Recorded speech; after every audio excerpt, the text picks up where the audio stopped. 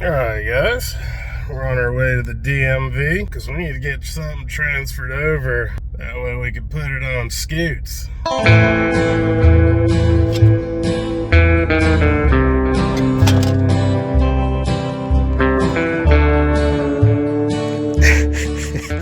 It just seems so right, but so wrong.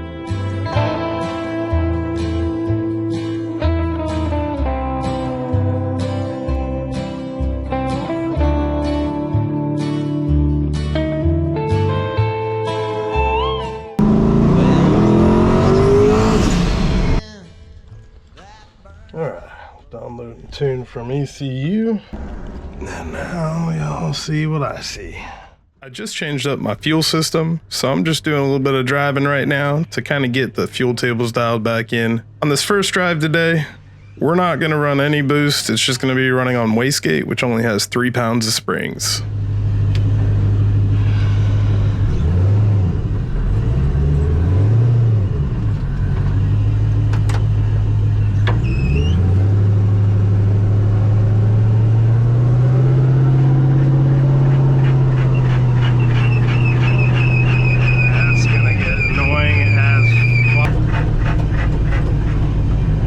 Smells like tire.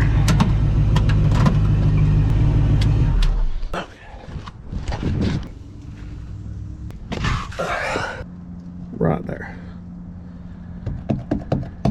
Alright, the way to fix that, sway bar adjustment. You need to bring the body of the car over and off.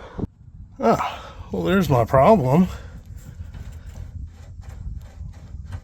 She done went loose. Alright, that was interesting. Sway bar was loose. Don't know if I just didn't give it the beans the last time I did it or what, but we moved that tire over enough and cinched it all back down. Yeah, I don't know. But either way, fill the tank back up and we'll go for another round here. See if we can make it another block or so before something else happens. But this is kind of what you gotta do. Shake down, find all the things. That way when you go to hit the track, everything's ready to rock and roll.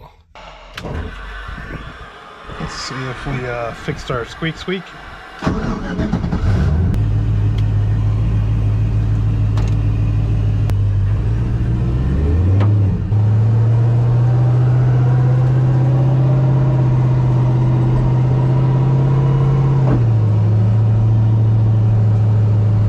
No squeak. This cruise is nice actually. It's kind of funny. Now that it ain't binding on the body, don't know how far 2.5 gallons is really gonna get us, but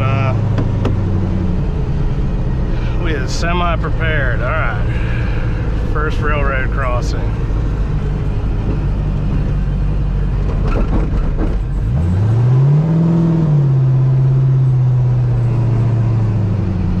Not bad.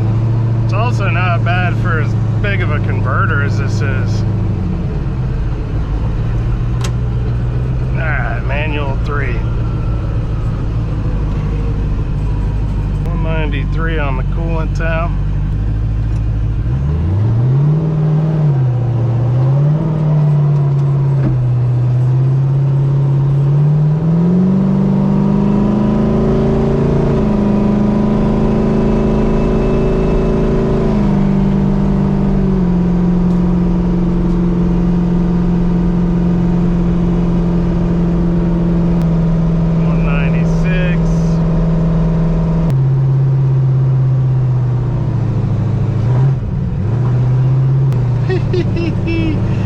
Corvette nodded his head when I gave him a little bump.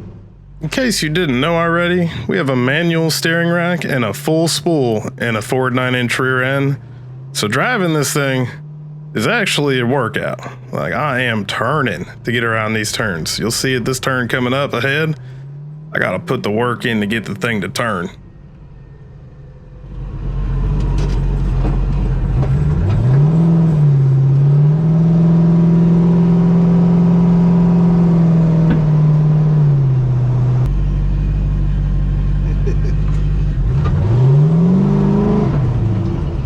What's up, Ricky?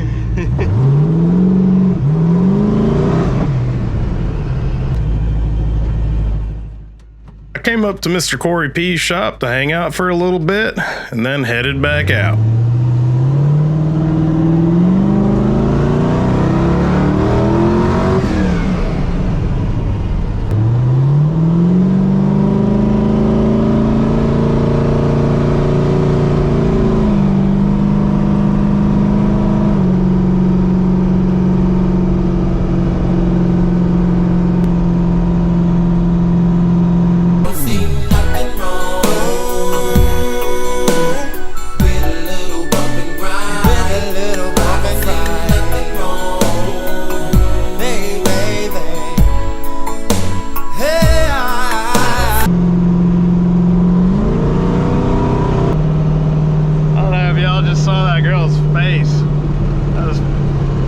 freaking hilarious.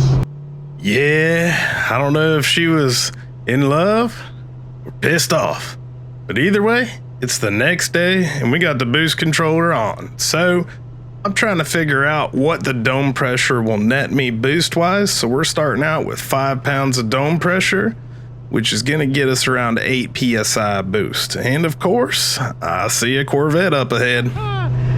Everybody's face, their mouth is just wide open.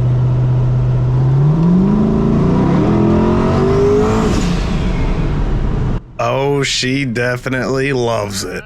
I can't wait to get back to the track. That's 8 pounds of boost there. That was 8 pounds of boost. I got a few more pulls of 8 pounds, you know, just little baby hits and letting off. I'm gonna show you. Then we're gonna have to get into something else because stuff happens. And I can't wait to just cram 30 pounds of boost back into this thing.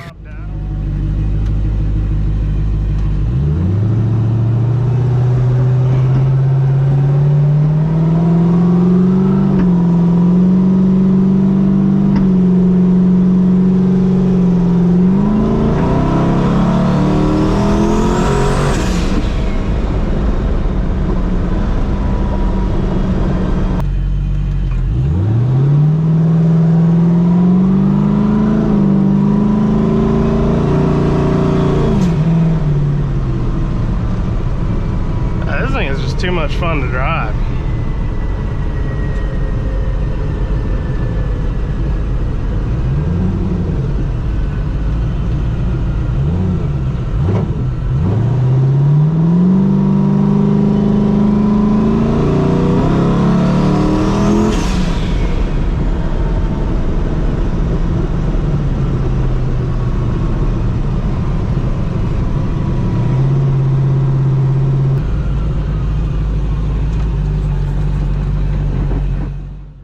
I left this part in here just to show y'all that if you had to do some grocery shopping with that spool in a tight parking lot, it's totally feasible. You just gotta take up 2 spots.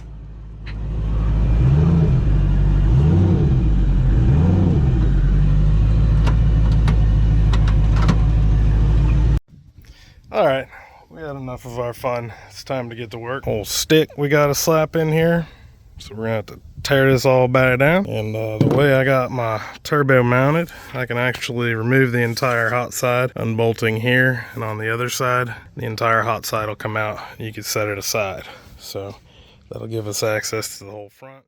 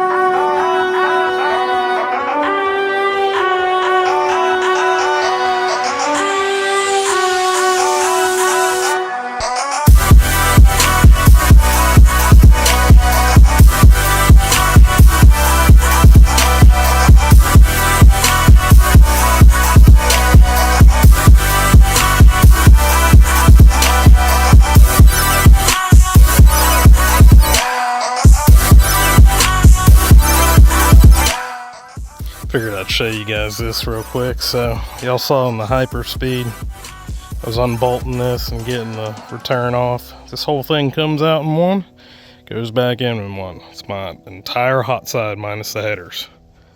Super convenient. And the way I made the mounts, they're like a V formation. You see them two over there and over there. So they're out like this. So when this mates down in it, it holds it up for you so you can line it up, get the bolts in. Well, we was going real fast there for a second. But I just realized I don't have a puller for that damper. There's a special puller for those. Can't put your little 3-prong thing behind it and pull it out. So yeah, that just cut this whole weekend short. Well, sorry guys, I didn't think of that till I got to it. But there is good news behind it.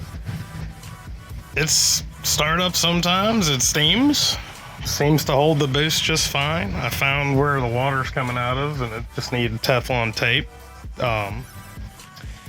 So yeah, might have a head leak or something, don't know. Seems to have power. I really don't know at this point. So what we're gonna do is, after that cam's in there and we tune it one more time, we're gonna just take it back to the track. If we lift the head, you know, major, we're gonna make sure it's major this time, not the head gasket's intact. So we're gonna do that. Don't know when. Hopefully I can knock this out throughout the week and then get back to the track. And hell, we'll at least hit our goal or pretty close to it. And then what's gonna happen after that is, because it means it's gotta be the deck of the block, I'm gonna find a 5.3 block and probably put forged internals in it.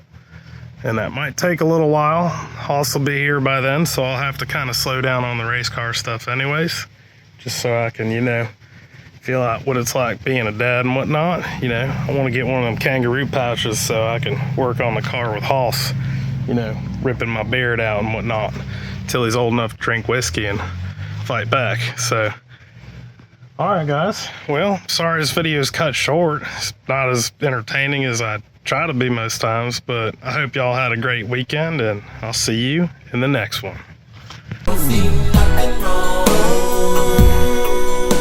Yeah, I don't know if she was in love or pissed off, but either way,